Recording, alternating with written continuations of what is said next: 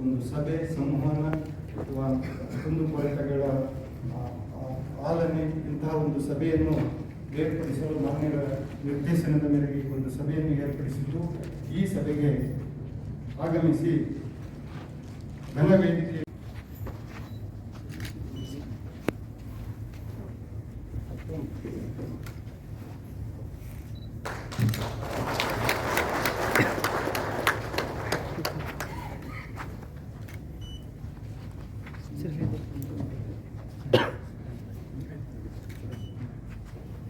ಬೇಡ, ಅದಕ್ಕೋಸ್ಕರ ನಾವೆಲ್ಲನೂ ಕೂಡ ಒಂದೇ ಕಡೆ ಮಾಡೋಣ ಅಂತಕ್ಕಂಥ ದೃಷ್ಟಿಯಿಂದ ಸರ್ಕಾರದ ಆದೇಶ ಮಾಡಿದೆ.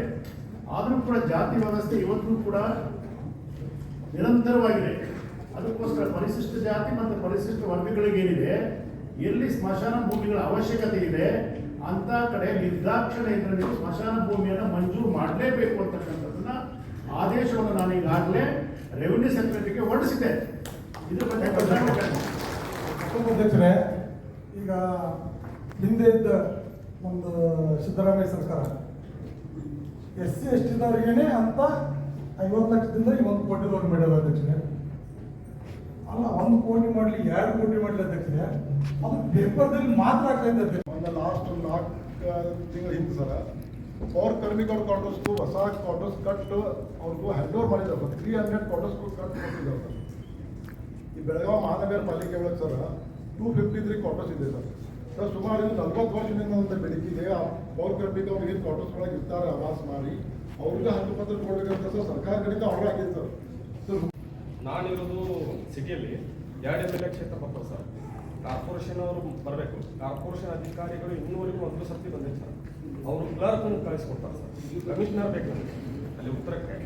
ಭಾಳಷ್ಟು ಕ್ವಶನ್ಗಳು 3 ವರ್ಷದಿಂದ ಇನ್ನೂವರೆಗೂ 1 ಸರ್ತಿ ಕಮಿಷನರ್ ಅವರು ಬಂದಿಲ್ಲ.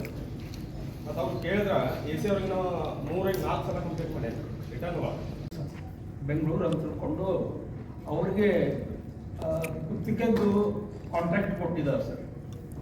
ಆದರೆ ಅವ್ರಿಗೆ ಲೋಕಲ್ ಲೇಬರ್ ಲೈಸೆನ್ಸ್ ಇರಲೇಬೇಕಂತ ತಿಳ್ಕೊಂಡು ಒಂದು ಕಡ್ಡಾಯ ಇದೆ ಸರ್. ಬಟ್ ಅವ್ರಿಗೆ ಯಾವುದೇ ಲೋಕಲ್ ಈ ರಾಜೀವ್ ಗಾಂಧಿ ಹೌಸಿಂಗ್ ಕಾರ್ಪೊರೇಷನ್ನಿಂದ ಈ 396 ಫ್ಯಾಮಿಲೀಸ್ಗೆ ಅವರಿಗೆ ಮನೆಗಳನ್ನ ಕೊಡಬೇಕು ಅಂತ ತಿಳ್ಕೊಂಡು ಮಾನ್ಯ ನಮ್ಮ ಮುಖ್ಯ ಕಾರ್ಯದರ್ಶಿ ಶಾಲಾ ವೆಂಕಟೇಶ್ ಮೇಡಮ್ ಅವರು ಒಂದು ಲೆಟರ್ ಆರ್ಡರ್ಸ್ ಕೊಟ್ಟಿದ್ದಾರೆ ಸರ್ ಜಿಲ್ಲಾಧಿಕಾರಿಯವರು. ಬಟ್ ಕೊಟ್ಟು 1.5 ವರ್ಷ ಸರ್. ಅದನ್ನು ಇಲ್ಲಿವರೆಗೂ ಸಹಿತ ನಿಮ್ಗೆ ಲೋಕಲ್ ಅಥಾರಿಟಿ ಏನು ಹೇಳ್ತಾರೆ ಇದ್ರ ಬಗ್ಗೆ? ಇಲ್ಲ ಸರ್, ನಾವು ಲೆಟರ್ ಕೊಟ್ಟಿದ್ದೇವೆ ಸರ್. ಏನು ಹೇಳಿದ್ರು ನಿಮಗೆ ಲೋಕಲ್ ಅಥಾರಿಟಿ? ಇಲ್ಲ, ಕೊಡ್ತೀವಿ ಅಂತ ತಿಳ್ಕೊಂಡೇ ಹೇಳ್ತಾ ಇದ್ದಾರೆ ಸರ್. ಅವರೇನು ಪ್ರತಿಯೊಂದು ಮೀಟಿಂಗ್ನಲ್ಲೂ ನಮ್ಮ ಮೊಹಮ್ಮದ್ ರೋಷನ್ ಸಾಹೇಬ್ರನ್ನ ನಾವು ಇಲ್ಲಿ ಅವ್ರನ್ನ ಅಪ್ರಿಸಿಯೇಟ್ ಮಾಡಬೇಕಾಗ್ತದೆ ಸರ್. ಅಲ್ಲ, ಏನು what is the administrative problem that I will ask them in the afternoon meeting? Right sir. ಏನು ಅಡ್ಮಿನಿಸ್ಟ್ರೇಟಿವ್ ಪ್ರಾಬ್ಲಮ್ ಇದೆ ಅದಕ್ಕೆ ಅಂತ ಹೇಳ್ಬಿಟ್ಟು ಮಧ್ಯಾಹ್ನದ ವೇಳೆಗೆ ಅವ್ರು ಮೀಟಿಂಗ್ ಬರ್ತಾರೆ. ನಾನು ಖಂಡಿತ ಕೇಳ್ತೇನೆ ಅಂತ ಅವರಿಗೆ. ಕೇಳ್ಬಿಟ್ಟು ವಾಟ್ ರೆಕಮೆಂಡೇಶನ್ ಇಸ್ ರಿಕ್ವೈರ್ಡ್ ಅದನ್ನು ನಾನು ಆಯೋಗದಲ್ಲೇ ಮಾಡ್ತೀನಿ. ನಾನು ಓಕೆ ಸರ್, ಅರ್ಥ ಆಯ್ತಲ್ಲ. ಪೋಸ್ಟ್ಪೋನ್ ಆಗಿತ್ತು. ಆ ಜಿಲ್ಲೆಯ ಅಧಿಕಾರಿಗಳು ಇರೋದಂತೆ ಇವತ್ತು ಕೂಡ ಅವ್ರು ಇರೋದಿಲ್ಲ. ಕಾರಣ ನನಗೆ ಗೊತ್ತಿಲ್ಲ. ಬಟ್ ಏನೇ ಆದರೂ ಕೂಡ ಸವಿಸ್ತಾರವಾಗಿ ನಿಮ್ಮ ಗಮನವನ್ನು ನಾನು ತೆಗೆದುಕೊಳ್ತಾ ಜಿಲ್ಲಾಧಿಕಾರಿಗಳು ಏನಕ್ಕೆ ಬಂದಿಲ್ಲ ಅಂತಕ್ಕಂಥದ್ದು ಕೂಡ ನಾನು ಕ್ರಮಬದ್ಧವಾಗಿ ಅನುಸರಿಸಿಕೊಂಡು ಮಾತಾಡ್ತಾ ಮತ್ತು ಲ್ಯಾಂಡ್ ಇಶ್ಯೂಸ್ ಬಗ್ಗೆ ಅದನ್ನು ಅಸಿಸ್ಟೆಂಟ್ ಕಮಿಷನರ್ ಮುಖೇನ ಮಧ್ಯಾಹ್ನ ಯಾವ ರೀತಿ ಇದನ್ನು ನಿಭಾಯಿಸಬೇಕು ಅಂತಕ್ಕಂಥದ್ದನ್ನು ಇವತ್ತೇ ರೆಸೊಲ್ಯೂಷನ್ ಮಾಡಿ ನಾಳೆಗೆ ಅಥವಾ ನಾಡಿದ್ದು ಅಥವಾ ಆಚರಣೆದ್ದು DC ಅವ್ರು ಬರ್ಬೋದು. ಅವರು ಆ ರೆಸೊಲ್ಯೂಷನ್ ಕಳಿಸಿ ನಾನು ಇದಕ್ಕೆ ನೀವು ಗಂಭೀರವಾದಂಥ ವಿಚಾರ ಆದ್ದರಿಂದ ಸೂಕ್ತ ಉತ್ತರವನ್ನು ಕೊಡಬೇಕು. ಕೊಡಲಿಲ್ಲ ಅಂದರೆ ಮತ್ತೆ ಅದೇ ತಿಳ್ಕೊಂಡು ಮತ್ತೆ ನಾನು ಬೆಳಗಾವಿ ಬರಬೇಕಾಗುತ್ತೆ ಅಂತಕ್ಕಂಥ ಮುಖ್ಯ ಕಾರ್ಮಿಕ ಅಧಿಕಾರಿಗಳ ಸಮಸ್ಯೆ ಇರಿಸಿದ್ರು. ಬೆಳಗಾವಿ ಜಿಲ್ಲೆಯ ಹುಕ್ಕೇರಿ ತಾಲೂಕಿನ ಬಾಡ ಗ್ರಾಮದಾಗ ಒಂದು ಪರಿಶಿಷ್ಟ ಜಾತಿ ಮತ್ತು ಪರಿಶಿಷ್ಟ ಪಂಗಡದ ಜನರಿಗೆ ಬಾವಿ ಮಂಜೂರಾಗಿತ್ತು. ಮಾನ್ಯ ಜಿಲ್ಲಾ ಉಸ್ತುವಾರಿ ಸಚಿವರು 2014 ಮಂಜೂರು ಮಾಡಿದ್ದಾರೆ. ಆ ಬಾವಿಗೆ ಕುಡಿಯೋ ನೀರಿಗೆ ಸುತ್ತಮುತ್ತಲೂ ಎಲ್ಲ ಮಣ್ಣು ಬಿದ್ದು ಮುಚ್ಚಿದೆ. ಅದನ್ನು ಮಾನ್ಯ ತಾಲೂಕು ಪಂಚಾಯತಿ ಇವರಿಗೆ ಭೇಟಿಯಾಗಿ ಅದನ್ನು ಸ್ಥಳೀಯ ಜಿಲ್ಲಾ ಉಸ್ತುವಾರಿ ಸಚಿವರು ಪತ್ರ ಹಚ್ಚಿ ಅದನ್ನು ಮಂಜೂರು ಮಾಡಿಸಿದ್ದೇವೆ. ಮಂಜೂರಾಗಿದೆ. ಆ ಮಂಜೂರಾದ ಕಾಮಗಾರಿಯನ್ನು ಅಧಿಕಾರಿಗಳು ಮುಂದಿನ ಅಧಿಕಾರಿಗೆ ಏನೋ ಅಡ್ಜಸ್ಟ್ಮೆಂಟ್ ಮಾಡ್ಕೊಂಡ ಆ ಕಾಮಗಾರಿನ ಫೇವರ್ಸಿಗೆ ಯೂಸ್ ಮಾಡ್ಯಾರ ಬೇರೆ ಕೆಲಸಕ್ಕೆ. ನಾ ಏನು ಹೇಳ್ತೇನೆ, ಈ ಉದ್ದೇಶ ಏನು ಗೊತ್ತಲ್ಲ, SC ST ಜನರಿಗೆ ಮಂಜೂರಾದ ಕಾಮಗಾರಿ ಅದು ಸರ್ಕಾರ ಇರತೈತಿ, ಕುಡಿಯೋ ನೀರಿಗೆ ಮೊದಲು ಆದ್ಯತೆ ಕೊಟ್ಟಿರ್ತದೆ. ಅಂತ ಕಾಮಗಾರಿನ ಪೇವರ್ಸ್ ಅವಶ್ಯಕತೆ ಇತ್ತಂದ್ರಿ, ಪೇವರ್ಸ್ ಪರ್ಸೆಂಟೇಜ್ ಸಿಗ್ತೈತ್ರಿ ಅವ್ರಿಗೆ ಅಲ್ಲಿ ಏನದ ಅವ್ರನ್ನ ಕೂಡ ಕಟ್ಟಿ ಜನರಿಗೆ ನೀರು ಕೊಟ್ಟರೆ ಇವ್ರಿಗೆ ಪರ್ಮಿಷನ್ ಸಿಗಲ್ಲ ಸರ್. ಇದು 2-3 ಸಲ ಕುಟ್ನಲ್ದಾಗೂ ಅದು ನಮ್ಮ ಅರ್ಜಿದಾರ ಪರವಾಗಿ ಅಂದ್ರೆ ಬಗ್ರಪ್ಪ ತಳವಾರ ಅಂತ ಹೇಳಿ ಅವ್ರಿಗೆ ತೀರ್ಕೊಂಡಿದ್ದಾರೆ, ಅವ್ರ ಹೆಂಡತಿ ಅದ ಸರ್. ಹೈಕೋರ್ಟ್ಗೆ ಹೋಗಿ ಹೈಕೋರ್ಟ್ ಕಡೆಯಿಂದನೂ ಇವ್ರ ಕಡೆಯಿಂದನೂ ಆದೇಶ ಆಗ್ತದೆ. ಹೈಕೋರ್ಟ್ ಅವರು ಏನ್ ಮಾಡ್ತಾರೆ, ಒಂದು ಸೆಂಟೆನ್ಸ್ ಹಾಕಿರ್ತಾರೆ, ಸದರಿ ಜಮೀನಿನಲ್ಲಿ ಅರಣ್ಯ ಪ್ರದೇಶ ಇದೇ ಇಲ್ಲ ಅಂತೇಳಿ ಅವ್ರಿಗೆ ಹಸ್ತಾಂತರ ಮಾಡ್ರಿ ಅಂತೇಳಿ. ಅದನ್ನ ಮಾಡಕ್ಕೆ ಅವಾಗಿಂದ ಇಷ್ಟು ವರ್ಷ ತಗೊಂಡಾರ ಸರ್. 2011ದಾಗ ಆದೇಶ ಆಗೈತಿ. 2011ದಾಗ ಆದೇಶ ಆದ್ರೂ ಕೂಡ 26ರವರೆಗೆ ಅದ್ರ ಸರ್ವೆನು ನಾವೇ ಓಡಾಡಿ ಮಾಡಿಸಿದೀವಿ. 24ರಾಗ ಜಿಲ್ಲಾಧಿಕಾರಿ ಒಂದು ನಮ್ಮ ಗ್ರಾಮ ಪಂಚಾಯತಿ ಮುದುಗ ಮತ್ತು ಗ್ರಾಮ ಪಂಚಾಯತಿ ಬಿಜ್ಗರ್ಣಿ ಈ ಎರಡರಲ್ಲಿ ನಮ್ಮ SC/ST ದುರ್ಬಳಕೆ ಆಗಿಬಿಟ್ಟಿದೆ ಸರ್ 5-6 ವರ್ಷಗಳಲ್ಲಿ. ಅದೇ ರೀತಿ ಒಂದು ಹುಕ್ಕೇರಿ ತಾಲೂಕಿನಲ್ಲಿ 2017-18ದಾಗ ಈ ದುರ್ಬಳಕೆ ಆಗಿದ್ದನ್ನ ಗಮನಕ್ಕೆ ತಗೋಬೇಕಂತೇಳಿ ಆಟೆ ಅರ್ಜಿ ಕಡೆ ಮಾನ್ಯ ಬಂದ ಸರ್. ನಂಗೆ ದುರ್ಬಳಕೆ ಅಂದ್ರೆ ಯಾವ ರೀತಿ ಆಗಿದೆ ಸರ್, ಕೆಲಸನ ಆಗಿರೋದಿಲ್ಲ, ಬೋರ್ವೆಲ್ ಇರೋದಿಲ್ಲ, ಶೌಚಾಲಯ ಅಂತ ಸಾಮೂಹಿಕ ಶೌಚಾಲಯ ಇರೋದಿಲ್ಲ, SC/ST ಮಕ್ಕಳಿಗೆ ಕಂಪ್ಯೂಟರ್ ಕೊಡ್ಬೇಕನ್ನೋದು ಇರ್ತದೆ, ಆಗಿರೋದಿಲ್ಲ. ಹ್ಯಾಂಡಿಕ್ಯಾಪ್ ಮಕ್ಕಳಿಗೆ ಅವರಿಗೆ ಶಿಕ್ಷಣಕ್ಕೆ ಅನುಕೂಲವಾಗಲಿ ಅಂತೇಳಿ ಫಂಡ್ ಕೊಡಬೇಕು. ಈ ವಿಚಾರಕ್ಕೆ ಸಂಬಂಧಪಟ್ಟಂತೆ ಸಹೋದರ ಮಿತ್ರರೇ, ನಾನು ಈಗಾಗಲೇ ಯಾವ ಕಾಮಗಾರಿಗಳು SCP TSP ನಲ್ಲಿ ಆಗಿದೆ, ಅದರಲ್ಲೂ ಕೂಡ ವಿವಿಧ ಇಲಾಖೆಗಳಲ್ಲಿ SCP TSP ಅಮೌಂಟ್ ಎಲ್ಲ ಇಲಾಖೆಗಳು ಕೂಡ ಹೋಗ್ತದೆ, ಅದು ಕೂಡ ಸತ್ಯ ಇದೆ. ಯಾವ ಯಾವ ಕಾಮಗಾರಿಗಳು SCP TSP ಅಮೌಂಟನ್ನ ಯಾವ ರೋಡ್ಗಳಿಗೆ ಖರ್ಚು ಮಾಡಿದ್ದಾರೆ, ಅದಕ್ಕೆ ಯಾವ ವರ್ಷ ಖರ್ಚು ಮಾಡಿದ್ದಾರೆ, ಅದಕ್ಕೆ ಎಲ್ಲ ರೋಡ್ಗಳು ಕೂಡ ನಾಮಫಲಕ ಹಾಕಬೇಕು ಅಂತ ಆದೇಶ ಹೊರಡಿಸ್ತಾ ಇದ್ದೀನಿ. ನಾಮಫಲಕ ಇಲ್ಲೇ ಸಮಸ್ಯೆ ಇದು. ಇವು ನಾವು ನಾವು SCP TSP ಮಾಡಿದೀವಿ ಅಂತ ಹೇಳ್ತಾರೆ. ಪಂಚಾಯತ್ ಅಧಿಕಾರಿಗಳು SCP TSP ಅಮೌಂಟ್ ಮಾಡಿದೀವಿ ಅಂತ ಹೇಳ್ತಾರೆ. ಮತ್ತೊಂದು ಇಲಾಖೆ ಬಂದರೂ ಕೂಡ SCP TSP ಅಮೌಂಟ್ ಮಾಡಿದೀವಿ ಅಂತ ಹೇಳ್ತಾರೆ. ಅದಕ್ಕೋಸ್ಕರ ಯಾವ ಹಣದಲ್ಲಿ ಈ ರೋಡನ್ನ ನೀವು SCP TSP ಹಣದಲ್ಲಿ ಖರ್ಚು ಮಾಡಿದಿರ ಅಂತಕ್ಕಂಥ, ಯಾವ ವರ್ಷದಲ್ಲಿ ಖರ್ಚು ಮಾಡಿರ ಅಂತಕ್ಕಂಥದನ್ನ ನಾಮಫಲಕವನ್ನು ಅಳವಡಿಸಲೇಬೇಕು ಅಂತಕ್ಕಂಥ ಆದೇಶವನ್ನು ನಾವು ಹೊರಡಿಸ್ತಾ ಇದ್ದೇವೆ ನಮ್ಮ ಆಯೋಗದಿಂದ. ಅದಕ್ಕೆ ಸಮ್ಮತ ಕೂಡ ನಾನು ಮುಖ್ಯಮಂತ್ರಿಗಳು ಕೂಡ ಈ ಮಾತನ್ನು ಈಗಾಗಲೇ ಹೇಳಿದ್ದೆ. ನೀವು ಹೊರಡಿಸಿ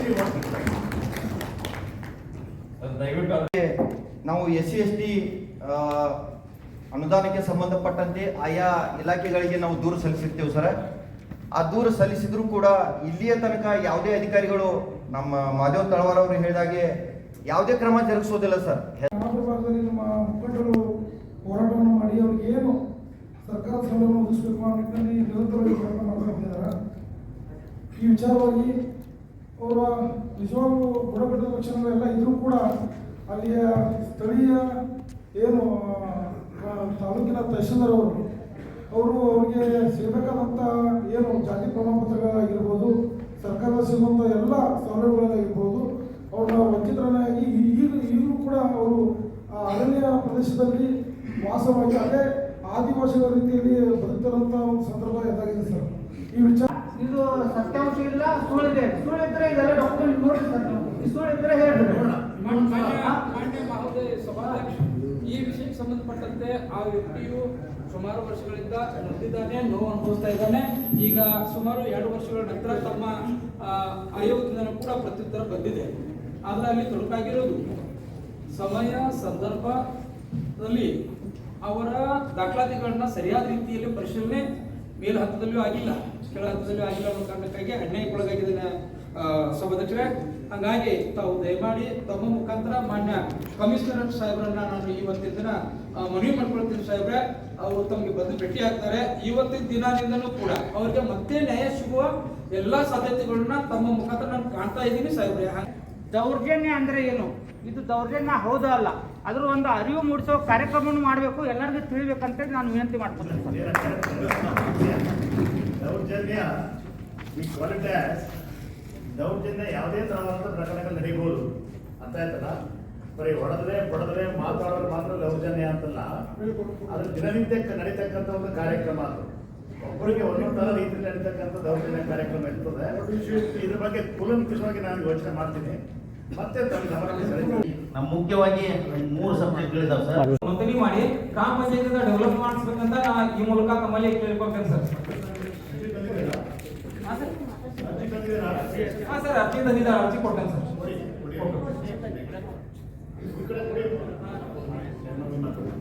ನನ್ನ ಹೆಸರು ಆಯೇಷಾ ಸಂಧ್ಯಾ ಅಂತ. ನಾನು ಒಂದು ಹೋರಾಟಗಾರಕ್ಕೆ ಎಲ್ಲ ಅಧಿಕಾರಿಗಳಿದ್ರೆ ಹಾಗೆ ಇಲ್ಲಿ ಬಂದಿದ್ರೆ ಅಂಥವ್ರಿಗೆ ನಮನ ಮಾಡ್ತಾ ಜೈ ಭೀಮ್ ಹೇಳುತ್ತಾ ಇವತ್ತು ನಾನು ಏನು ಹೇಳಕ್ಕೆ ಇಷ್ಟಪಡ್ತಾ ಇದ್ದೀನಿ ಅಂದರೆ, ನಮ್ಮದು ಏನು ಬೆಳಗಾವಿ ಜಿಲ್ಲೆಯಲ್ಲಿ ಅಂಬೇಡ್ಕರ್ ಗಾರ್ಡನ್ ಇದೆ, ಆ ಗಾರ್ಡನ್ದಲ್ಲಿ ಸಂವಿಧಾನ ಪೀಠನ ರಚನೆ ಮಾಡಿದ್ದಾರೆ. ಆದರೆ ಅದು ಕಾವಲು ಮಾಡೋರು ಯಾರಿಲ್ಲಾಗಿದ್ದಾರೆ. ಹಾಗೂ ಬಾಬಾ ಸಾಹೇಬ್ರ ಮೂರ್ತಿ ಇದೆ, ಅದರ ಮೇಲೆ ಹಲವಾರು ಪಕ್ಷಿಗಳು ಗಲೀಜನ್ನ ಮಾಡ್ತಾರೆ. ಎಷ್ಟೋ ಜನ ಅಲ್ಲಿ ಕೆಲಸಕ್ಕೆ ಹಚ್ಚಿದ್ದಾರೆ, ಅದು ಕಾರ್ಮಿಕರು ಅದು ಕ್ಲೀನ್ ಮಾಡೋದು ಅವ್ರಿಗೆ ಯೋಗ್ಯತೆ ಇಲ್ಲ ಅನ್ನಿಸ್ತಾ ಇದೆ ನನಗೆ. ಯಾಕಂದ್ರೆ ನಾನು ಮೊನ್ನೆ ಹೋಗಿ ಮನವಿ ಕೊಟ್ಟು ಮುಂದೆ ನಿಂತು ಅದು ಕ್ಲೀನ್ ಮಾಡಿಸಿದೀವಿ. ಇಷ್ಟೆಲ್ಲ ನಮ್ಮಲ್ಲಿ ಬಾಬಾ ಸಾಹೇಬ್ ಅಂಬೇಡ್ಕರ್ ನಮ್ಗೆ ಸಂವಿಧಾನನ ಕೊಟ್ಟಿದ್ದಾರೆ. ಆ ಸಂವಿಧಾನ ಪೀಠನ ನಾವು ರಕ್ಷಣೆ ಮಾಡ್ತಾ ಇಲ್ಲ ಅಂದ್ರೆ ಬಾಬಾ ಸಾಹೇಬ್ ಅಂಬೇಡ್ಕರ್ ಜನಕ್ಕೆ ಇವರು ಇದೇ ಬೆಳಗಾಂದಲ್ಲಿ ಸರ್. ಮತ್ತೆ ಎಷ್ಟೇ ಕಾಲೇಜ್ ಸ್ಟೂಡೆಂಟು ಅಲ್ಲಿ ಬಂದು ಅಸಹ್ಯವಾಗಿ ವದಂತಿ ಮಾಡ್ತಾರೆ. ಅದು ಮೀಸಲಾತಿ ಬಂದು ಕೂಡ 79 ವರ್ಷ ಆಯಿತು. ಆದರೂ ಕೂಡ ನಾವು ಇನ್ನೂ ಕುಂದುಕೊರತೆಯನ್ನು ಆಲಿಸ್ತಾ ಇದ್ದೀವಿ, ಕುಂದುಕೊರತೆಯನ್ನು ಹೇಳ್ತಾ ಇದ್ದೀವಿ. ಅಂದರೆ ಅದೇ ನಮ್ಮ ತಪ್ಪು, ನಮ್ಮನ್ನು ಆಳುವ ಸರ್ಕಾರದ ತಪ್ಪು, ಇಲ್ಲ ನಿಮ್ಮೆಲ್ಲ ಅಧಿಕಾರಿಗಳ ತಪ್ಪು, ನಾವು ಆತ್ಮವಿಮರ್ಶೆ ಮಾಡ್ಕೊಳ್ತೀವಿ. ಬಾಬಾ ಸಾಹೇಬ್ರು ಒಂದು ಮಾತನ್ನು ಹೇಳ್ತಾರೆ, ಶಿಕ್ಷಣ ಸಂಘಟನೆ ಹೋರಾಟ. ಊಟ ಕೊಡ್ತೀರಾ, ಬಾಳೆಹಣ್ಣು ಕೊಡ್ತೀರಾ, ಹಾಲು ಕೊಡ್ತೀರಾ, ನಮ್ಮ ಮಕ್ಕಳಿಗೆ ಮೌಲ್ಯಯುತವಾದ ಶಿಕ್ಷಣ ಕೊಡೋಲ್ಲ. CET ನೀಟ್ ಮಾಡಬೇಕಾದ್ರೆ ಒಂದು IAS ಪರೀಕ್ಷೆ ಬರೆದಂಥ ಪರೀಕ್ಷೆ ಇರುತ್ತೆ. ಅದು ಆ ಕೋಚಿಂಗ್ ಹೋಗ್ಬೇಕಾದ್ರೆ ನಮ್ಮ ಮಕ್ಕಳಿಗೆ 4 ಲಕ್ಷ ರೂಪಾಯಿ ಫೀಸ್ ತಗೋತಾರೆ. ಸರ್ಕಾರದಿಂದ ನೀವು ಯಾವುದೋ ಕೋಚಿಂಗ್ ಕೊಡಲ್ಲ. ನಮ್ಗೆ ಎಷ್ಟು ನೋವಾಗುತ್ತೆ ಅಂದರೆ, ನಮ್ಮ ಮಕ್ಕಳು ಡಾಕ್ಟರ್ ಆಗಬೇಕು, ನಮ್ಮ ಮಕ್ಕಳು IAS ಆಗಬೇಕು, ನಮ್ಮ ಮಕ್ಕಳು ಎಂಜಿನಿಯರ್ ಆಗಬೇಕು. ನಾವು ಈಗ ತಾನೇ ದೇಶಿಂಗವ್ರು ಹೇಳಿದಾಗೆ ಆರ್ಥಿಕ ಮೌಲ್ಯ ಹೆಚ್ಚಾಗಬೇಕಾದ್ರೆ ಶಿಕ್ಷಣದ ಮೌಲ್ಯ ಹೆಚ್ಚಾಗಬೇಕು. ಮೊದಲು ನಾವು ಶಿಕ್ಷಣದಲ್ಲಿ ಮುಂದುವರೆದ್ರೆ ಮಾತ್ರ ಆರ್ಥಿಕ ಮೌಲ್ಯ ಹೆಚ್ಚಾಗುತ್ತೆ. ನೀವು ನಮ್ಮನ್ನು ಶಿಕ್ಷಣದ ಮೌಲ್ಯಯುತ ಶಿಕ್ಷಣ ಕೊಡುವಲ್ಲಿ ಸರ್ಕಾರ ವಿಫಲ ಆಗ್ತಾ ಇದೆ, ಅಧಿಕಾರಿಗಳನ್ನು ವಿಫಲ ಆಗ್ತಾ ಇದ್ದೀರಿ. ಬಾಬಾ ಸಾಹೇಬರು 50,000 ಪುಸ್ತಕಗಳನ್ನು ಓದಿದ್ದಾರೆ, 20,000 ಕೈ ಬರ ಮನಿಸ್ಕ್ರಿಪ್ಟ್ ಮಾಡಿದ್ದಾರೆ. ನೀವು ನಮಗೆ ಒಳ್ಳೆಯ ಒಂದು ಲೈಬ್ರರಿ ಕೊಟ್ಟಿಲ್ಲ. ಯಾವ ಹಳ್ಳಿಯಲ್ಲಿ ನೀವು ಸರ್ಕಾರದವ್ರು ಲೈಬ್ರರಿ ಮಾಡಿದ್ದೀರಿ? ಯಾವ ಅಧಿಕಾರಿಗಳು ಲೈಬ್ರರಿ ಮಾಡಿದ್ದೀರಿ? ನಮ್ಮ ಮಕ್ಕಳು ಓದಬೇಕಾದ್ರೆ ಫೀಸ್ ಕಟ್ಟಿ ಲೈಬ್ರರಿಗೆ ಹೋಗಬೇಕು. ಮತ್ತೆ ಇಲ್ಲಿ ನೀವು ದಲಿತರ ಕುಂದುಕೊರತೆ ಹೇಳಿ ಅಂತೀರಿ. ಏನು ಹೇಳೋದು ನಾವು ನಿಮಗೆ? ಎಲ್ಲ ಇಲಾಖೆಯಲ್ಲಿ ದೌರ್ಜನ್ಯ. ನರೇಗಾ ಯೋಜನೆ ಬಡವರ ಸಲುವಾಗಿ ಬಂತು. ನರೇಗಾ ಯೋಜನೆಯಲ್ಲಿ ಎಲ್ಲ ದಲಿತ ಕಾರ್ಮಿಕರು ಬೇರೆಯವರೊಂದು ಆಟೋ ತೊಗೊಂಡು ಬರೋದು, ಅದೇ ಡ್ರೆಸ್ ಹಾಕ್ಕೊಳ್ಳೋದು, ಅದೇ ಫೋಟೋ ತೆಗೆಯೋದು. ನಾನು ಮೊನ್ನೆ CVO ಸಾಹೇಬ್ರಿಗೆ ಹೇಳಿದೆ, ಅಲಕ್ನೂರ ಅಂತಕ್ಕಂಥ ಗ್ರಾಮದಲ್ಲಿ 8 ಲಕ್ಷ ಅನುದಾನ ಹಳ್ಳ ಹಿಡಿದೋಯ್ತು. ದಲಿತರಿಗೆ 1 ರೂಪಾಯಿ ಪಗಾರ ಬರಲಿಲ್ಲ, 1 ರೂಪಾಯಿ ಸಂಬಳ ಬರಲಿಲ್ಲ. ಅವರೆಲ್ಲ ರಿಕ್ವೈರಿ ಮಾಡ್ರಿ, ಒಳ್ಳೆಯ ಅವ್ರನ್ನ ಅನುದಾನ ವಸೂಲು ಮಾಡ್ರಿ ಅಂತ ಹೇಳಿದೆ ನಾನು. ಎಲ್ಲ ರೀತಿಯಿಂದ ದಲಿತರಿಗೆ ಅನ್ಯಾಯ ಆಗ್ತಾ ಇದೆ. ಒಂದರಿಂದಲ್ಲ, ಎಲ್ಲ ಇಲಾಖೆಯಿಂದ ಯಾವುದೂ ನೀವು ಸರಿಯಾಗಿ ಮಾಡ್ತಾ ಇಲ್ಲ. 78 ವರ್ಷ ಆದರೂ ನಮ್ಮ ಕುಂದುಕೊರತೆ ಹೇಳ್ತಾನೆ ಇದ್ದೀವಿ. ಮಲ್ಲೇಶನ್ನ ನಾವು ಕೂಡಿ 30 ವರ್ಷ ಆಯ್ತು ಸಭೆಗೆ ಬರ್ತಾ ಇದ್ದೀವಿ. ನಮಗೆ ತುಂಬ ನೋವಿದೆ. ನಮ್ಮ ಮಾತನ್ನು ನಿಮ್ಗೆ ಕೇಳಲಿಕ್ಕೆ ಟೈಮ್ ಇಲ್ಲ ಅಂದರೆ ನಾವು ಏನು ಮಾಡೋದು ಹೇಳಿ ಸರ್? ನಮ್ಗೆ ಏನೇನೋ ಆಸೆಗಳಿವೆ. ದಲಿತ ಸಮುದಾಯದಲ್ಲಿ ಹುಟ್ಟಿದ್ದೀವಿ ನಾವು. ಆ ನೋವನ್ನು ನಿಮ್ಗೆ ಹೇಳಬೇಕಾಗಿದೆ. ಪ್ರತಿಯೊಂದು ಇಲಾಖೆಯಲ್ಲಿ ESP TSP ಯೋಜನೆಯಲ್ಲಿ ಪ್ರತಿಯೊಂದು ಇಲಾಖೆಯಲ್ಲಿದೆ. ಯಾವ ಯೋಜನೆ ಸರಿಯಾಗಿ ಹಂಚಿಕೆ ಆಗ್ತಾ ಇದೆ? ಅದು ಯಾವುದೇ ಇಲಾಖೆಯವರು ಸರಿಯಾಗಿ ಹಂಚಿಕೆ ಮಾಡ್ತಾ ಇಲ್ಲ. ಆದರೆ ನಮ್ಮ ಅನುಸೂಚಿತ ಜಾತಿಯ ಜೀವದಲ್ಲಿ ಏನಿದೆ? ದೀಪ ಕೊಡಲಿಲ್ಲ ಅಂದರೆ ಅಟ್ರಾಸಿಟಿ ಮಾಡಿ, ದಾರಿ ಕೊಡಲಿಲ್ಲ ಅಂದರೆ ಅಟ್ರಾಸಿಟಿ ಮಾಡಿ, ನೀರು ಕೊಡಲಿಲ್ಲ ಅಂದರೆ ಅಟ್ರಾಸಿಟಿ ಮಾಡಿ, ನಿಮ್ಮನ್ನು ನಿಂದನೆ ಮಾಡಿದ್ರೆ ಅಟ್ರಾಸಿಟಿ ಮಾಡಿದ್ರಿ. ನೀವು ಅಧಿಕಾರಿಗಳು ಯಾರನ್ನಾದರೂ ಅಟ್ರಾಸಿಟಿ ಮಾಡಿದ್ರ? ದೌರ್ಜನ್ಯ ಮಾಡಿದ ಯಾವ ಒಬ್ಬ ವ್ಯಕ್ತಿಯನ್ನು ನೀವು ಅಟ್ರಾಸಿಟಿ ಮಾಡಿ ಅವರಿಗೆ ಹೆದರಿಕೆ ಹಾಕಿದ್ರ? ಹಾಕಲೇ ಇಲ್ಲ. ಪ್ರತಿಯೊಂದು ಯೋಜನೆ ನಾವು ನಮ್ಮ ವೈಯಕ್ತಿಕ ಸಮಸ್ಯೆ ಹೇಳ್ಕೊಳಕ್ಕೆ ಬರೋಲ್ಲ. ಸಾಮಾನ್ಯ ಎಲ್ಲರೂ ಜನರಲಾಗಿ ಹೇಳಬೇಕು ನಾವು ಬಂದಿರ್ತೀವಿ.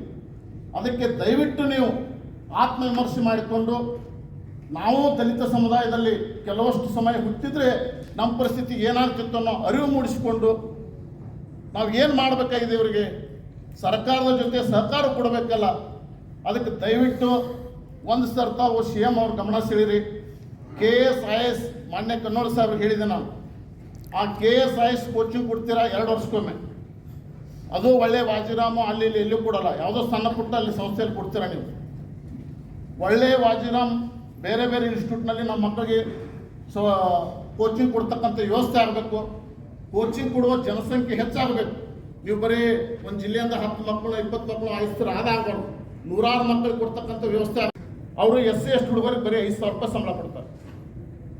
5,000 ರೂಪಾಯಿ ಸಂಬಳ ಕೊಟ್ಟು ಆ ಹುಡುಗರನ್ನ ದುಡಿಸ್ಕೊಂಡು ಆ ಹುಡುಗರು ಏನಾದರೂ ಕೇಳಿದ್ರೆ ಅವ್ರನ್ನ ಕೆಲಸದಿಂದ ತೆಗೆದಾಕ್ತಾರೆ. ಆ ಥರ ನಿದರ್ಶನ ಇದೆಯಾ? ಇದೆ ಸರ್, ಇದೆ. ನಮ್ಮ ಹತ್ರ ಎಲ್ಲ ಪ್ರೂಫ್ ಇದೆ. ನನ್ನ ಹತ್ರ ಎಲ್ಲ ಪ್ರೂಫ್ ಇದೆ. ಆ ರವದಿ ಏಜೆನ್ಸಿ ಇವತ್ತಿನದು ಕ್ಯಾನ್ಸಲ್ ಆಗಬೇಕಂತ ಸರ್ಕಾರ ಹಾಗೂ ಅನುದಾನಿತ ಕೆಲವೊಂದು ಸಂಸ್ಥೆಗಳು ನಮ್ಮನ್ನೆಲ್ಲ ಹುರಿದು ಮುಕ್ತಾ ಇವೆ. ಇದು ಮೊದಲು ಬಂದಾಗಬೇಕು. ನೀವು ಸ್ವಲ್ಪ ಚೂರು ಕೆಳಗಡೆ ಬಂದು ನಮ್ಮನ್ನು ಗಮನಿಸಬೇಕು ನೀವು. ಅದಕ್ಕೆ ದಯವಿಟ್ಟು ಮಾತಾಡೋದು ನಿಮ್ಗೆ ಹೊರಟು ಅನಿಸ್ಬೋದು. ಆ ನೋವು ತುಂಬ ಇದೆ, ಆ ರಕ್ತ ಇದೆ, ನೋವಿನ ರಕ್ತ ನನ್ನ ಮೈಯಲ್ಲಿದೆ. ಅದಕ್ಕೆ ಮಾತಾಡಕತ್ತೇವೆ. ನಾನೊಬ್ಬ ದಲಿತನ ತಂದೆ ತಾಯಿ ಹೊಟ್ಟೆಯಿಂದ ಹುಟ್ಟಿದ್ದೀನಿ. ಆ ನೋವಿದೆ ನನಗೆ. ಏನೂ ಆಗ್ತಾ ಇಲ್ಲ ಸರ್. ನಾವು ಇದೆಲ್ಲ ಬಾಬಾ ಸಾಹೇಬ್ಗೆ ಅಪಮಾನ ಮಾಡಿದ ಹಾಗೆ. ಪುಣ್ಯಾತ್ಮ 50,000 ಪುಸ್ತಕ ಓದಿ ಭಾರತ ದೇಶ ವಿವಿಧ ದೇಶಗಳ ಸಂವಿಧಾನ ಓದಿ ನಮ್ಗೆ ಸಂವಿಧಾನ ಕೊಟ್ಟರು. ಆದರೂ ಕೂಡ ನಮ್ಗೆ ಏನು ಮಾಡ್ತಾ ಇಲ್ಲ, ನಮಗೇನು ಆಗ್ತಾ ಇಲ್ಲಲ್ಲ ಅನ್ನೋ ನೋವಿದೆ ನಮಗೆ. ಅದಕ್ಕೆ ದಯವಿಟ್ಟು ನೀವು ಬಂದಿದ್ದೀರಿ. ಎಲ್ಲ ವಿಷಯವನ್ನು ಸೂಕ್ಷ್ಮವಾಗಿ ಗಮನಿಸಿ ಸೂಕ್ಷ್ಮವಾಗಿ ಪರಿಹಾರ ಮಾಡಿ ನೀವು ಕೂಡ ಆತ್ಮವಿಮರ್ಶೆ ಮಾಡ್ಬೇಕಂತ ಹೇಳಿ ನಾವೆಲ್ಲ ಹೇಳಿದ್ದೀರಿ. ಅದ್ರ ಬಗ್ಗೆ ಏನಾಗುತ್ತೇನೋ ಕ್ರಾಸ್ ಕಂಪ್ಲೇಂಟ್ ಮಾಡಿಬಿಡೋದು. ಅದೇ ಕೌಂಟರ್ ಕಂಪ್ಲೇಂಟ್ ಗೊತ್ತಾಯ್ತು, ಅರ್ಥ ಆಗಿದೆ. ಅದು ಬೆಳಿಗ್ಗೆ ನಾನು SP ಹತ್ರ ಮತ್ತೆ ಕಮಿಷನರ್ ಈಗಾಗಲೇ ಮಾತಾಡಿದ್ರೆ ಅದನ್ನ ಮತ್ತೆ ಅದು ಕೈ ಅದಕ್ಕೆ ದಯವಿಟ್ಟು ಎಲ್ಲ ಪರಿಹರಿಸಬೇಕಂತ ಹೇಳಿ ತಮ್ಮ ಒಬ್ಬೊಬ್ಬರು ರಾಯಬಾಗ್ ತಾಲೂಕು ಸರ್, ರಾಯಬಾಗ್ ತಾಲೂಕು ಸರ್. ನನ್ನ ಹೆಸರು ಮಹೇಶ್ ಅಂತೇಳಿ, ಚಿಕ್ಕೋಡಿ ಉಪವಿಭಾಗ ಮಟ್ಟದ ಅಟ್ರಾಸಿಟಿ ಕಮಿಟಿ ಮೆಂಬರ್ ಸರ್. ನಂದು ಕೆಲವೊಂದು ಪ್ರಶ್ನೆ ಅದಾವ ಸರ್. ಈಗ ಅಕಾಡೆಮಿಕ್ ಇಯರ್ ಸ್ಟಾರ್ಟ್ ಆಗ್ತದೆ ಸರ್, ಸ್ಕೂಲ್ಗಳು ಚಾಲು ಆಗ್ತಾವೆ. SC ST ಮ್ಯಾನೇಜ್ಮೆಂಟ್ ಇದ್ದು ಸ್ಕೂಲ್ಗಳ್ದಾಗ SC ವಿದ್ಯಾರ್ಥಿಗಳಿಗೆ ಡೊನೇಷನ್ ತೊಗೋತಾರೆ ಸರ್. SC ವಿದ್ಯಾರ್ಥಿಗಳಿಗೆ ಡೊನೇಷನ್ ತೊಗೋತಾರೋ. ಈಗ PUC ಅಡ್ಮಿಷನ್ ಮಾಡಕ್ಕೆ ಹೋಗ್ಬೇಕಾದ್ರೆ ನಮ್ಮಲ್ಲಿ ಗೌರ್ಮೆಂಟ್ ಸ್ಕೂಲ್ದಾಗ ಕಲ್ತಂಥ ಹುಡುಗರು ಸರ್ ಒಂದು 80, 75, 80 ಮಾಡಿರ್ತಾವೆ. ಯಾವುದೋ ಒಂದು ಚಲೋ ಒಂದು ಸಂಸ್ಥಾಕ್ಕೆ ಹೋಗಿ ಅಡ್ಮಿಷನ್ ಮಾಡ್ಬೇಕಾದ್ರೆ 50,000 1 ಲಕ್ಷ ಗಟ್ಟಲೆ ಡೊನೇಷನ್ ಕೇಳ್ತಾರೆ ಸರ್. ದಯವಿಟ್ಟು ಎಲ್ಲಿ SC ST ವಿದ್ಯಾರ್ಥಿಗಳು ಯಾವುದೇ ಶಿಕ್ಷಣ ಸಂಸ್ಥೆದಾಗ ಅಡ್ಮಿಷನ್ ಮಾಡ್ರೂ ಸರ್ಕಾರದಿಂದ ಏನು ಫೀ ಐತಿಲ್ಲ ಅದನ್ನ ಅಟ್ಟ ತೊಗೊಂತ ವ್ಯವಸ್ಥೆ ಆಗುತ್ತೆ ಸರ್. ಯಾಕಂದ್ರೆ ನಾವು ಮತ್ತೆ ಎಲ್ಲರೂ ಬೇರೆ ಕಡೆ ಸಣ್ಣ ಕಾಲೇಜಾಗ ಕಲ್ತೀವಿ ಅಂದ್ರೆ ನಾವು ಚಲೋ ವಿದ್ಯಾಭ್ಯಾಸ ಮಾಡೋಕೆ ಆಗಂಗಿಲ್ಲ. ಅದಕ್ಕೆ ದಯವಿಟ್ಟು ಈ ಆಯೋಗದಿಂದ ಏನು ಮಾಡಿ ಸರ್, ಎಜುಕೇಷನ್ ಡಿಪಾರ್ಟ್ಮೆಂಟ್ದಾಗ ಎಲ್ಲಿ SC ST ವಿದ್ಯಾರ್ಥಿಗಳು ಅಡ್ಮಿಷನ್ ಮಾಡಕ್ಕೆ ಹೋಗ್ತಾರಲ್ಲ ಸರ್ಕಾರದಿಂದ ಏನು ಫೀ ಅವ್ರೇನ ಅವಳಿಗೆ 15 ಡೇಸಿಗೆ ಮಾಕ್ ಟೆಸ್ಟ್ ಎಕ್ಸಾಮ್ಸ್ ಆಗ್ತಾರೆ. ಮಸ್ಲಟ್ಟಿ ಹಾಗೂ ಬೈಲೊಂಗಲಲ್ಲಿ ನೀಟು ಮತ್ತು IIT JEEಗೋಸ್ಕರ ಸರ್ ನಾವು ಸ್ಪೆಷಲ್ ಕೋಚಿಂಗ್ ಸ್ಟಾರ್ಟ್ ಮಾಡಿದ್ವಿ. ಸೂಪರ್ 50 ಬ್ಯಾಚಸ್ ಅಂತ ಹೇಳಿ ಮಸ್ಲಟ್ಟಿಯಿಂದ 3 ಜನ ಮಕ್ಕಳು ಹಾಗೂ ಬೈಲೊಂಗಲಿಂದ 1 ಮಗು JEE ಅಡ್ವಾನ್ಸ್. ಸೊ ಅವರು ಆ ಜಾಗಗಳನ್ನು ತಗೊಂಡ ಅಲ್ಲಿ ಏನಾದರೂ ಒಂದು ಸಡ್ಬ್ಯಾಕ್ ಬಿಡಬೇಕು, ಇಲ್ಲಾಂದ್ರೆ ಒಂದು 40 ಫುಟ್ ರೋಡ್ ಬರಬೇಕು ಸರ್. ಮುಂದುಗಡೆ ಎಲ್ಲ ಅವರೆಲ್ಲ ಫ್ಯಾಕ್ಟ್ರಿಗಳು ಮಾಡ್ಕೊತಾ ಇದ್ದಾರೆ ಸರ್, ಹಿಂದುಗಡೆ ಎಲ್ಲ ಮನೆಗಳಿದಾವೆ ಸರ್. ಅವ್ರು ಹಾದಾಡಕ್ಕೆ ಯಾವುದೋ ಒಂದು 3 ಫುಟ್ ಜಾಗ ಕೂಡ ಬರ್ತಾ ಇಲ್ಲ ಸರ್. ಮನೆ ಕಮಿಷನರ್ ಸಾಹೇಬ್ರಿಗೆ ಹೇಳಿದ್ದೀನಿ, JD ಸಾಹೇಬ್ರಿಗೆ ಹೇಳಿದ್ದೀನಿ, ಮತ್ತೆ ಪಟ್ಟಣ ಪಂಚಾಯತಿ ಅಧಿಕಾರಿ ಚೀಫ್ ಆಫೀಸರ್ ಕೂಡ ಆದೇಶ ಮಾಡಿದ್ದಾರೆ ಸರ್. ಸರ್ ಆ ಮನೆಗಳಿದಾವೆ ಸರ್, ಅಲ್ಲಿ ಸುಮಾರು ಒಂದು 18 ಮನೆ ಇದಾವೆ ಸರ್. ರೋಡ್ ಇಲ್ಲ ಸರ್, ರೋಡ್ ಕೊಡ್ತಾ ಇಲ್ಲ. ಅಲ್ಲಿ ಅಧಿಕಾರಿಗಳು ಏನ್ ಮಾಡ್ತಾ ಇದ್ದಾರೆ ಸರ್, ಈ ಇಂಡಸ್ಟ್ರಿಯಲ್ ಮಾಡಕ್ಕೆ ಕಂಪಲ್ಸರಿ ಎಲ್ಲ ಆದೇಶ ಬೇಕು ಸರ್, ಪರ್ಮಿಷನ್ ಬೇಕು ಸರ್. ಪಟ್ಟಣ ಪಂಚಾಯತಿಂದ ತಗೊಂಡಿಲ್ಲ, ವಾಯು ಮಾಲಿನ್ಯದಿಂದ ಇಡೀ ಸಮುದಾಯದ ಪರವಾಗಿ ಹೇಳಿದ್ರೆ ನೀವು. ಅದಕ್ಕೋಸ್ಕರ ಗಂಭೀರವಾದಂಥ ವಿಚಾರ ಆ ಟೈಮ್ನ ನಾವು ಚರ್ಚೆ ಮಾಡಿ ನಂತರ ನಾನು ಏನು ತೀರ್ಮಾನ ತಗೋತೀನಿ ಅಂತ ನಾನು ಡೋಂಟ್ ವರಿ ಅಬೌಟ್. ಸರ್ ಒಂದು ಭರವಸೆ ನೀಡಿ, ಯಾಕಂತಂದ್ರೆ ನೀವು ಬೆಂಗಳೂರಿಂದ ಇಲ್ಲಿ ಈ ನಮ್ಮ ಅನುಸೂಚಿತ ಜಾತಿ ಅನುಸೂಚಿತ ಪಂಗಡಗಳ ಅಧ್ಯಕ್ಷತೆ ವಹಿಸಿದ್ದೀರಿ ಸರ್ ಇಲ್ಲಿ ಬಂದು. ಯಾಕಂತಂದ್ರೆ ಇದೇ ರೀತಿ ಇದು ನಾನು ನಮ್ಮ ಮುನ್ಸಿಪಾಲಿಟಿಗೆ ಒಂದು ನಮ್ಗೆ ಲೈಟ್ ಕಂಬ ಬೇಕಂತಂದ ಅರ್ಜಿ ಕೊಟ್ಟಿದ್ವಿ. ಕೊಟ್ಟಿವಿ. ಅದು 1-2 ಅಥವಾ 1-8 ದಿವಸಲಿ ಅದು 1-15 ದಿವಸ ಅಥವಾ 1 ತಿಂಗಳು ತಗೊಂಡು ಲೈಟ್ ಕಂಬ ಹಾಕಿದ್ರು ಬೇರೆ ಹಾಕಿ ವೈರ್ ಬಿ ಜೋಡಿಸಿದಾರ್ರಿ. ಆಯ್ತು ಜೋಡಿಸಿದಾರೆ 4 ದಿವಸ ಕಿತ್ಕೊಂಡು ಹೋಗಿದಾರ್ರಿ. ಅದಕ್ಕೆ ನಾವು ಮತ್ತೊಂದು ತಿರ್ಗಾ ಲೆಟರ್ ಕೊಟ್ರಿ ನಮ್ಮ ಲೈಟ್ ಕುಣ್ಸಿರಿ ಮತ್ತೆ ಯಾಕೆ ಕಿತ್ಕೊಂಡು ಹೋದ್ರಿ ಮತ್ತು ನಮ್ಮ ಸಂಬಂಧ ಎಲ್ಲ ಸಾರ್ವಜನಿಕ ಸಂಬಂಧ ಇತ್ತು ಅಂತ ಮತ್ತೊಂದು ಲೆಟರ್ ಕೊಟ್ರಿ ಅದ ಈಗ 1 ವರ್ಷ ಆಯ್ತು ಓಡಾಡತ್ತವ್ರ ಸರ್ ಒಂದು ಜರ ಬಿ ಏನು ಇದಾಗಿಲ್ರಿ ಅದಕ್ಕೆ ಇದಕ್ಕೆ ನಮಗೆ ನ್ಯಾಯ ಒದಗಿಸ್ಕೊಡ್ಬೇಕಂತ ತಮ್ಮಲ್ಲಿ ಕೇಳ್ಬೋದು. ನಂದು ಸಮಸ್ಯೆ ಏನಂದ್ರೆ ಸರ್, ಈ ಹಿಂಡಲ್ಗ ಜೈಲ್ದಾಗ ಕೈದಿಗಳು ಅದಾರಲ್ಲ ಸರ್, ಅವರಿಗೆ ದಿನದ ಆಹಾರ ಭತ್ಯೆ 120 ರೂಪಾಯಿ ನೆಟ್ಟು ಖರ್ಚು ಮಾಡ್ತಾರೆ ಸರ್ ಒಂದು ದಿನಕ್ಕೆ. ನಮ್ಮ ಹಾಸ್ಟೆಲ್ದಾಗಿರೋ ವಿದ್ಯಾರ್ಥಿಗಳಿಗೆ ದಿನಕ್ಕೆ 53 ರೂಪಾಯಿ 51 ರೂಪಾಯಿ ಖರ್ಚು ಮಾಡತ್ತಾರೆ ಸರ್.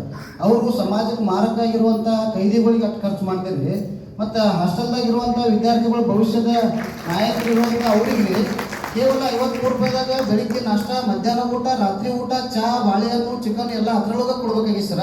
ಹೀಗಾಗಿ ಆ ಆಹಾರ ಭತ್ಯೆಗಳನ್ನ ದಯವಿಟ್ಟು ನಿಮ್ಮ ಕೈ ಮುಗಿತವ್ರಿಗೆ ಹೆಚ್ಚಿಗೆ ಮಾಡ್ರಿ. ಆಮೇಲೆ ಅದ ತಿಂಗಳಿಗೆ 1700 ರೂಪಾಯಿ 1800 ರೂಪಾಯಿ ಬರಾಯಿ ಸರ್. ಅದನ್ನ ದಯವಿಟ್ಟು ಒಂದು 3000 ತನಕ ಮಾಡ್ರಿ ಸರ್, ನೀವು ಕೈ ಮುಗಿತೀವಿ. ಆಮೇಲೆ ವಿದ್ಯಾರ್ಥಿಗಳ ಜನಸಂಖ್ಯೆ ಹೆಚ್ಚಾಗಿ ಸರ್ ಹಾಸ್ಟೆಲ್ ಬೆಳಗಾವಿದಾಗ ಇನ್ನೂ ಹೆಚ್ಚುವರಿ ಹಾಸ್ಟೆಲ್ಗಳು ಆಗ್ಬೇಕಾಗಿ ಸರ್. ದಯವಿಟ್ಟು ಇದ್ರ ಬಗ್ಗೆ ಸ್ವಲ್ಪ ಗಮನ ಹರಿಸ್ರಿ ಸರ್ ಪ್ಲೀಸ್. ಮಾನ್ಯ ಜನರಿಗೆ ಆಗ್ತಕ್ಕಂಥ ಕಷ್ಟ ಕಾರ್ಪಣ್ಯಗಳ ಬಗ್ಗೆ ಸಮಗ್ರವಾಗಿ ಚರ್ಚೆ ಮಾಡಿದ್ದೀರಿ. ಅದಲ್ಲದೆ ಬಹುಮುಖ್ಯವಾದ ಆಗಬೇಕಾದಂಥ ಕೆಲವು ಕೆಲಸಗಳನ್ನು ಭಾಳ ಗಂಭೀರವಾದಂಥ ವಿಚಾರಗಳನ್ನು ಕೂಡ ನಾವು ಹೇಳಿದ್ದೀರಿ.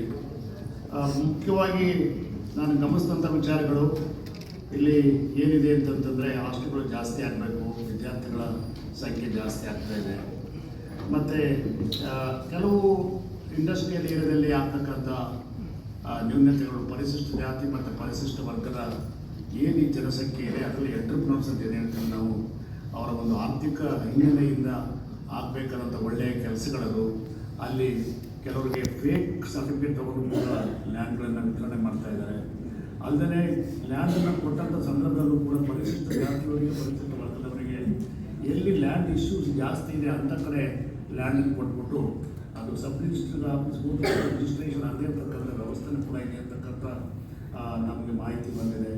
ಮತ್ತು ಕಾಂಟ್ರಾಕ್ಟ್ಗಳಿಗೆ ಕೊಡ್ತಕ್ಕಂಥ ಏನು ಅನುದಾನ ಇದೆ, ಒಂದು ಅದನ್ನು ಬರ್ತಕ್ಕಂಥ ಅನುದಾನದ ಪೈಕಿ ಅದರಲ್ಲಿ ಅಟ್ಲೀಸ್ಟ್ ಪರಿಶಿಷ್ಟ ಜಾತಿ ಮತ್ತು ಪರಿಶಿಷ್ಟ ವರ್ಗದ ಜನರಿಗೆ ಆ ಒಂದು ಸೌಲಭ್ಯಗಳನ್ನು ಕೊಟ್ಟರು ಅಂತಂದರೆ ಏನು ಸರ್ಕಾರ 1 ಕೋಟಿ ತನಕ ಟೆಂಡರ್ ಕರೆದು ಆ ವರ್ಗಗಳಿಗೆ ಕೆಲಸ ಕೊಡಬೇಕು, ಅದು ಆಗ್ತಾ ಇಲ್ಲ.